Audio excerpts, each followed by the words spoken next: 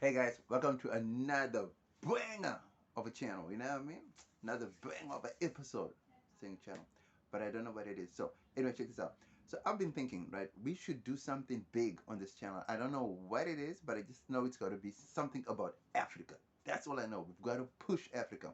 Everything we do should be putting Africa first. Having to put Africa on the map, how, when, at least have a timeline to say this is what we need to do. You know what I mean? How we need to do. So let's push.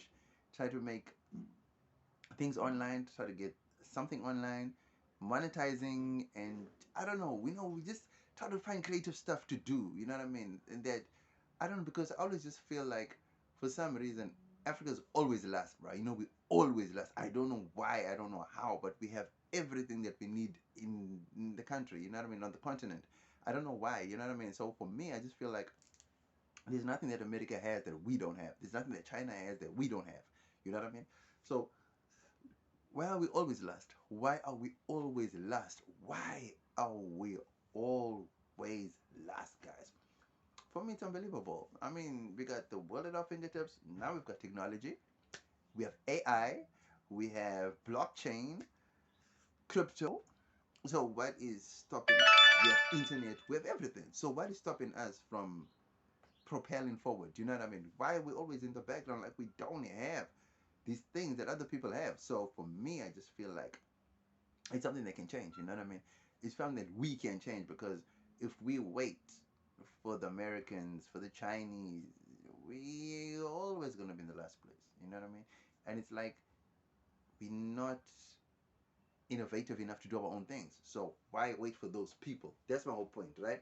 So I'm just saying, we have things, and don't get me wrong, right? There are people who are doing big things on the continent. Don't get me wrong. In fashion, in music, in sport, in business, in industry, in technology, in medicine, in politics, in everything, you name it. I don't take that away from them. You know what I mean? We cannot take that away from them. But my whole point is, in all that, we are still lost, right? We are still lost. You know what I mean? So how do we jump from that last part with all the innovations we have, with all the progress, with all everything we've done, with everything we've done? We are still lost, which means other people are still ahead of us, right? So now, how do we jump from last to third to second to first? We might not be first, but at least second spot. I would settle for second. You know what I mean? For now, China is like the top dog. You know what I mean?